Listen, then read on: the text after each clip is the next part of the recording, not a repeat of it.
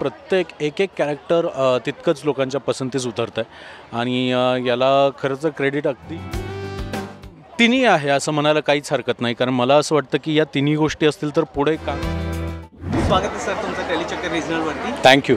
पहिल्यांदा मला विचारायचं, स्टार परिवार हा पुरस्कारमध्ये तुमचा कितवा अपीअरन्स आहे आणि कसला एक्सपिरियन्स आहे? ॲक्च्युली स्टार परिवार पुरस्कार हा माझ्यासाठी दुसऱ्यांदा मी हे अटेंड करतो आहे आणि मागच्या वर्षी जो अनुभव आला होता तो खरंच खूप छान होता. अगदी फॅमिलियर आहे आणि अगदीच एकत्र कुटुंब पद्धती आम्ही मालिकेमध्ये दाखवतोच ते इथंही अनुभवायला मिळतं, कारण एक स्टार परिवार आम्ही म्हणतो इथे आणि परिवारातले सगळेच सदस्य आज इथे येऊन एकमेकांना भेटतात, कार्यक्रम एन्जॉय करतात आणि खरंच खूप मस्ती करतात. तर तुमचा सिरियलबद्दल आम्ही जरा बोलूया. कुठला कॅरेक्टर, कसला कॅरेक्टर आहे आणि कसला प्रेम भेटतंय? Because it's media.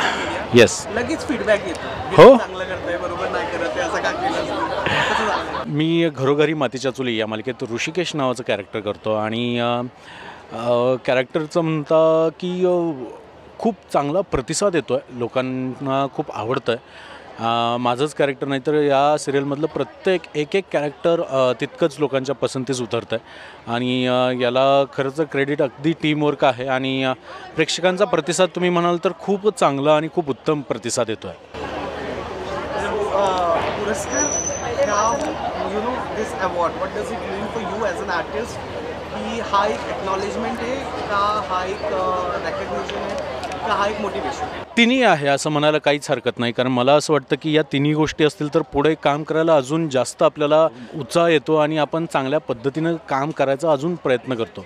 सो माझ्यासाठी असं वाटतं की तिन्ही गोष्टी महत्त्वाच्या आहेत. येस. लास्ट प्रश्न मला जर विचारायचं आहे की फॅन, आता आपण टेक्निकल एरियामध्ये फॅनचा जो फीडबॅक येतो पॉझिटिव्ह तर आम्ही खूप भरभरून घेतो, पण जर कधी नेगेटिव्ह आला तर ते तुम्ही कसे?